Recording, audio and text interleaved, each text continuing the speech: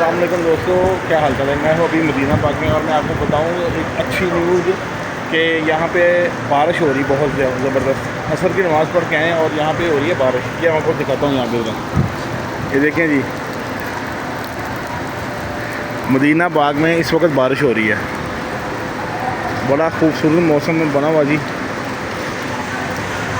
हमने सुना था कि यहाँ पे बारिश होती है, सालों में कभी कभार होती है। ये देख लें माशाल्लाह बारिश हो रही है। सरकार दो आलम सल्लल्लाहु अलैहि वसल्लम के शहर में आए हैं और यहाँ पे रहमत की बारिश हो रही है।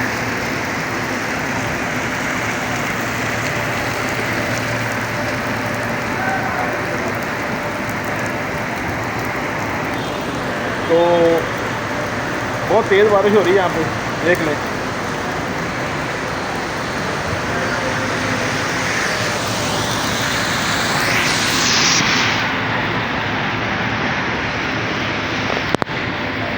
ये देखें जी, काफ़ी तेज़ बारिश हो रही है यहाँ पे।